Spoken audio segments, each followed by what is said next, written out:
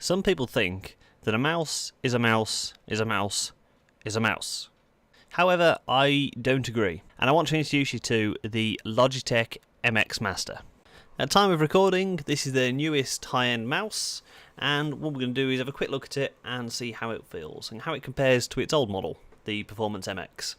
So in the case, you get a nice USB cable, and it is genuinely a nice USB cable, and a whole load of manuals and things that you would expect. So let's have a quick look at the main manual. It's a quick guide to the mouse. Your MX Master describes where the buttons are, and that you can connect it to 3 different devices is one of the major selling points of this mouse compared to its predecessors. So if we get rid of this plastic casing, we can take the mouse out itself and have a good look at it. Now you can already see that only the bits that need to touch the desk for balance are actually touching the desk. There is nothing else. The wheel on the top is in free roll at the moment. We have back and forward buttons on the side, and a thumb wheel for horizontal scrolling. And at the front we have the USB port, the 3 different devices. You flick between them with this button. So if we power the mouse on, you'll see the 1 light up, and if we press the button on the bottom, 2, 3, 1, 2, 3. And that's how we switch between them. On the top you've got normal left click and right click. The wheel is in free roll at the moment, but when we power it on, it'll have a locking mechanism, a ratchet, and you have this digital button behind it. So I'm a big fan of the Performance MX. I've had 2. One that I used for a number of years, as you can see. I've eroded that one away, and I've even rusted the top, the wheel. And I picked up a new one, I think it was last Black Friday, for dirt cheap. One of Amazon's good deals. So I'm a big fan of Logitech mice. So how does the MX Master stack up?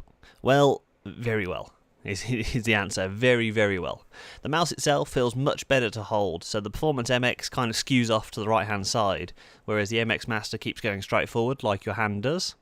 The MX Master itself, it says on the box that they hand sculpted it. Whether that makes any difference is questionable. The back and forward buttons, I prefer them on the Performance MX, but they're not bad on the MX Master, and they both have a button at the bottom there. Performance MX has a lot more desk contact. You do have the pads, but the pads do wear out and they do get thinner. And let's face it, the MX Master just looks fantastic with that texturing, I think you'd call it. And the buttons themselves are very smooth.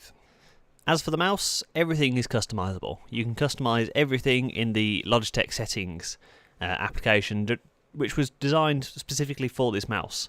So you can go into the software options here, but on the left-hand side, we have pointer speed, smooth scrolling, and fixed scroll wheel mode. So that's when you can roll it forever. So Logitech call it hyper scroll in the previous iterations, or you have it like a normal mouse.